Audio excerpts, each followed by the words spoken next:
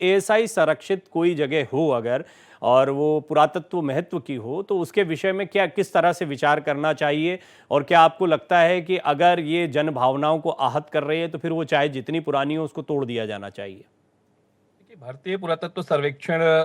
जो विभाग है भारत सरकार का संस्कृति मंत्रालय का,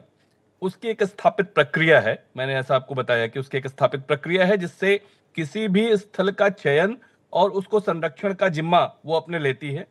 यही प्रक्रिया उनकी कुछ कमिटीज हैं खास जिसमें इस तरह के विषय ले जाए जाते हैं और उस पे निर्णय होता है। तो अगर जन भावनाओं का कोई विषय है, देखिए इस देश का आदर्श या इस देश में इतने क्रूर, मुझे लगता है कि भारत के इतिहास का सबसे क्रूर शासक है औरंगजेब, इसलिए उसका किसी रूप में महिमा मंडन नहीं किया जा सकता। जो दृश्य अभी निकल के आ रहे हैं उसके महिमा मंडन की गुंजाइश कहीं है नहीं। तो अगर इस तरह की स्थितियां निकल के आती हैं और उनकी कमिटीज में इस पे निर्णय होता है तो वो निर्णय स्वीकार्य होगा, वो निर्णय एक मैं प्रक्रिया क्या के तहत आपकी होगा। बात को ऐसा ऐसे नहीं भी है कि कोई समझूं एक कि उस समय पर जैसा जो देवेंद्र फडणवीस कह रहे हैं उस बात में दम है कि उस समय एएसआई द्वारा इसे संरक्षित ही नहीं किया जाना चाहिए था, ऐसा भी कुछ हम इस पर विचार कर सकते हैं?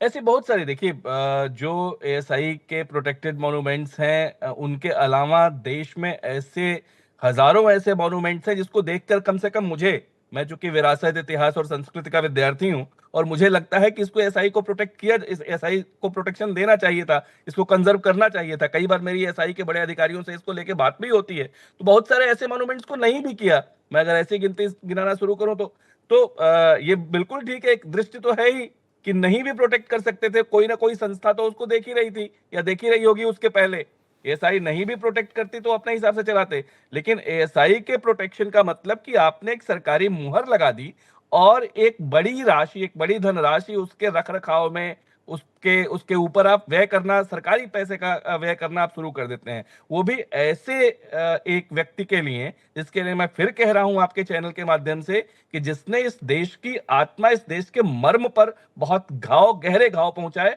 बहुत प्रहार किया। आप 1665 के बाद से उसकी यात्रा देखिए ना, वो खतरनाक है। वो इस तरह की है कि आ,